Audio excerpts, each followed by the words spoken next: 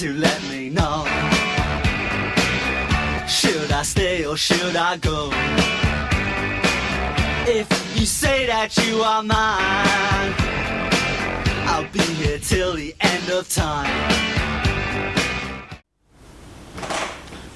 Dobar dan, poštovani gledalci, moje ime je Slobodan Jovanović, dobrodošli u emisiju 15 akademskih. Naš današnji gost je član glavnog odbora i predsjednik Gradskog odbora Demokratske stranke Srbije, magistar gospodin Bojan Radojević. Bojane, dobar dan i dobrodošli. Hvala na pozivu. Vaša stranka, odnosno predsjedništvo stranke je izdalo jedno saopštenje ili... Donalo odluku. Donalo odluku, da budemo precizni, da izađe iz svih koalicija Srpskom naprednom strankom na svim lokalima. Vi niste u vlasti u ovom mandatu u Novom Sadu, ali neki vaši odbori su, ajde da kažem, poslušali odluku, neki pak odbori ili odbornici nisu. Kakav je vaš komentar tome? Pa jeste, predsjedništvo Demokratske stranke Srbije je donelo odluku o raskidanju lokalnih koalicija na teritoriji Republike Srbije sa Srpskom naprednom strankom. Mi smo bili u 14 opština u Srbiji u koaliciji sa Srpskom naprednom strankom i nakon te odluke sada je krenulo raskidanje tih koalicija. Realizacija, da kažem. Tako da imamo nekoliko već informacija. Odbor u Užicu je raskinuo koaliciju. Naši odbornici koji se nalaze u tim lokalnim samoupravama na sledećim sednicama samouprava neće glasati i neće podržavati većinu, a mi očekujemo od funkcionera koji su u tim upravama da podnesu ostavke. Tako da imali smo taj slučaj u Čačku gde su funkcioneri rekli da neće podneti ostavke i oni su izbačeni iz stranke, odnosno obrisani iz evidencije. Iz evidencije članstva.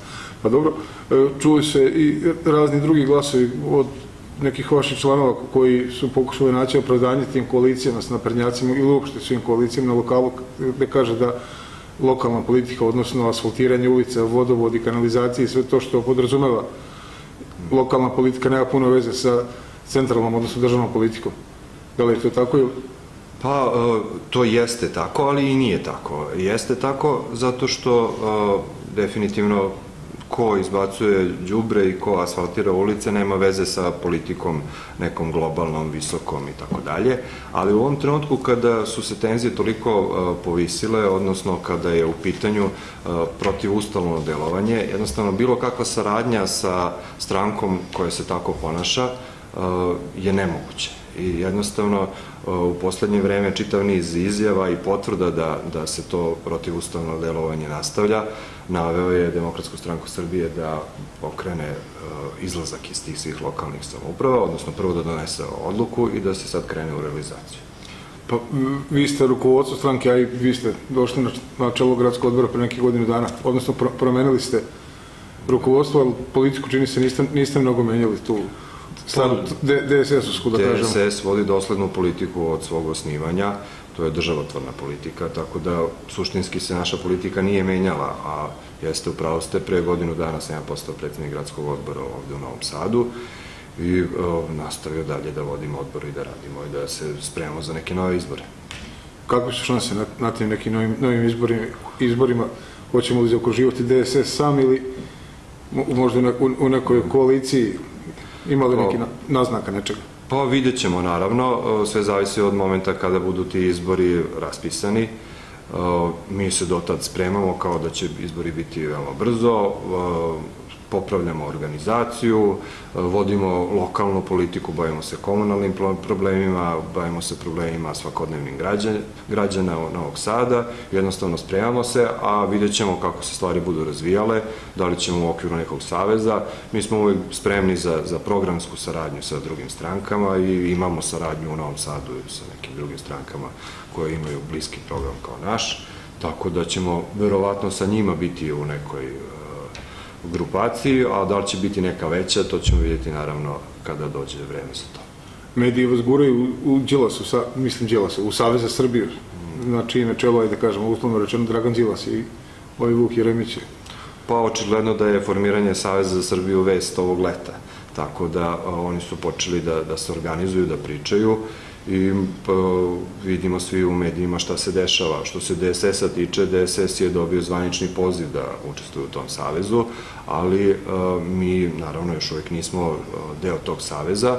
Predsednik Miloš Jovanović i potpredsednik Šulkić su bili na jednom sastanku, ali ne kao članica, ne kao DSS kao članica, nego su jednostavno informativno bili pozvani da se porazgovara, da se vidi koja su načela kojih će biti okupljen taj savez, da li su to programska, da li su to neka tehnička načela i jednostavno razgovori postoje, a šta će se desiti, to ćemo videti kad budemo imali neke konkretne informacije i konkretne predloge, razmotrili tih njihovih 30 tačaka, videli da li treba da se dodaju nove tačke, održali glavni odbor koji po statutu unutar DSS-a donosi odluku o svemu tome u septembru, onda ćemo videti šta će biti konačna odluka. Kad ovako pričate, ispada da duh ove Koštunice i dalje nije izašao i da on projeva DSS-om, da to vrlo studiozno... Ako je to kompliment, hvala.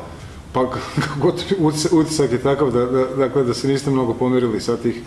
Pa moguće, verovatno se nismo pomerili, mi od naše politike naravno nismo odustali, ali mislim da sa ovom garniturom mlađih, energičnih ljudi da ćemo na malo drugačiji način tu politiku reprezentovati u Srbiji.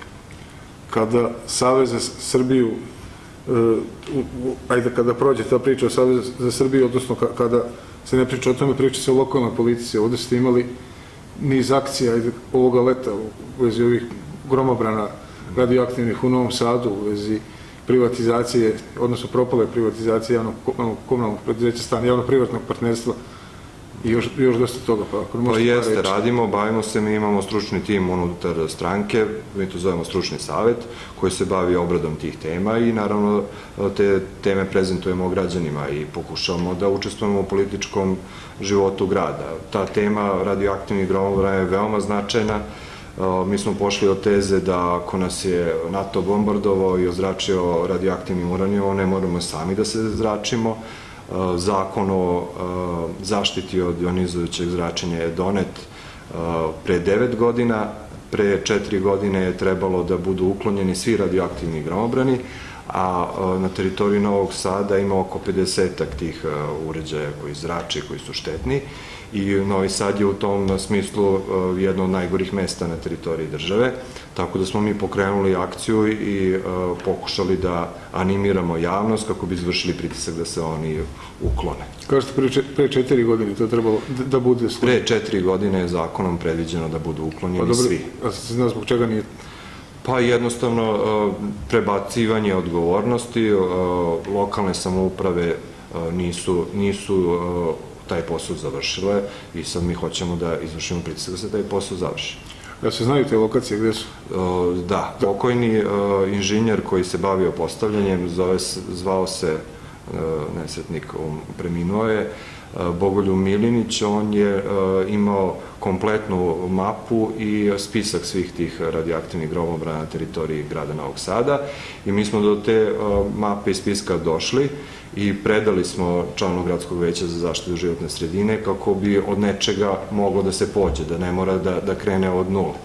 Ali za sada još uvijek nismo dobili zvaničan odgovor. Oni su pokrenuli izradu studije preko Prirodno-matematičkog fakulteta i to smo saznali iz medija, ali pošto zvanične informacije još uvijek nema, mi smo tražili na osnovu zakona o dostupnosti informacije od javnog značaja da nam dostave informaciju šta su predvideli da rade i dokle se stiglo. Pa dobro, ali taj narod su živi u tim zgradama, zna da ti gromobrani postoje tu? Pa, uglavnom, nemaju tu informaciju. Mi želimo da obavestimo i građane, ali naravno i one koji odlučuju i koji mogu da sprovedu taj posao, da se gromobrani uklone i zamene drugim koji nisu štetni.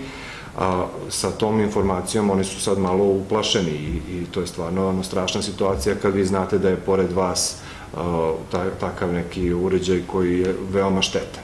Sad tu ima nekoliko ozbiljnih problema. Prvo, što su oni bili postavljeni u trenutku kada je spratnost okolnih zgrada bila relativno niska, odnosno bile su prizemne ili jednospratne zgrade, a sada su okolo 5, 6 ili više spratova, tako da zona zračenja je baš usmerena u te građane koji su iznad tog nivoa, tako da porast malignih oboljenja je veoma znatan u celoj zemlji, a bar da sklonimo ovo što je veoma opasno i možemo da sklonimo. Meni, ovi gledalci, vjerujem, laički to izgleda vrlo jednostavno.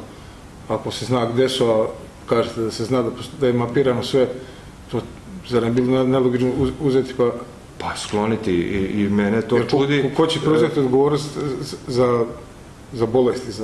Pa za sad niko ne preuzima nikakvu odgovornost, ali pošto se lokalna vlast uvek hvali kako postoje pare u suficitu, odnosno ima dovoljno novca, na teritoriji države postoje nekoliko firmi koje se bavi uklanjanjem, znači imaju licencu na osnovu zakona, da mogu da uklone. Jedna od tih mogu da spomenu zato što je javna, je Institut Vinča, oni to sklanjaju i negde oko 2.500 € košta sklanjanje jednog uređaja. Tako da to za grad Novi Sad nije nikakav značajan novac da to grad ne može da odvoji. Ali jednostavno to se ne dešava i kažem, mi smo pokrenuli akciju da izvršimo pritisak da se to desi. Ima još jedan vrlo interesantan moment sad, da ne bude da dužim, ali to je pitanje sigurnosti. Taj materijal radioaktivni koji se nalazi u tim gromobranima je dostupan i nekim kriminalcima koji mogu da dođu do tog materijala i da ga zloupotrebe. Tako da mi ćemo signalizirati taj problem i Ministarstvo unutrašnjih poslova i oni bi morali da se posvete te gromobrane, niko ne čuva do tih radioaktivnih čestica, odnosno materijala, da dođu i kriminalci. To je ozbiljan problem. Recite mi ovo što se tiče javno-privatnog, odnosno propalog javno-privatnog partnerstva sa JKP Stan i ovom litvanskom firmom. Kakav je vaš stav tu? Pa mi smo izdali jedno saopštenje i jasno smo izrazili naš stav da se mi protivimo takvoj privatizaciji i evo, pokazalo se na kraju da smo bili u pravu. Ovi nisu platili? Da, jednostavno na takav način to nije moglo da se izvede.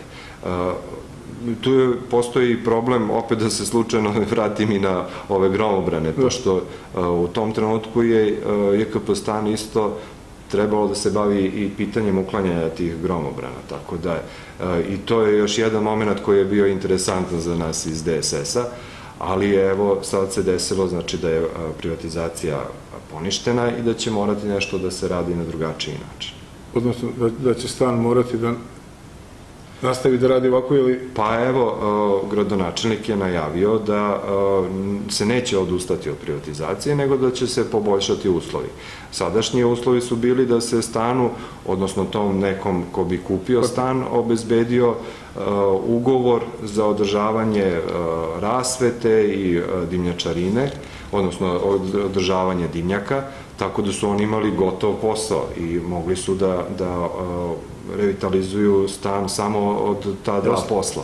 A sad su iz grada najavili da će još popraviti uslove prema tom nekom ko bude kupovao stan, tako da to stvarno ne zvuči dobro. Još jednu stvar da vas pitam za kraj. Preambula u Ustavu koja kaže da su Kosovo i Metohija tuđi deo Srbije. Je li dalje DSS na tim? Naravno, to je pitanje Ustava. Znači, Ustav je osnova svake države i u ovom trenutku jedina brana uz, naravno, rezoluciju 1244 koja štiti Kosovo u granicama Republike Srbije. Dakle, niste se pomerili da ostajete, niste za promjenu Ustava? Ne, nikako. U ovom trenutku, u ovakvim konstelacijama, Ustav nam je jedna od najvažnijih brana daljem raspačavanju Republike Srbije. Gospodine Radić, hvala na gostovanju. Hvala vam na pozivu. Poštovani gledalci, gledali ste emisiju PTS Akademskih. Do gledanja. Should I stay or should I go now? Should I stay or should I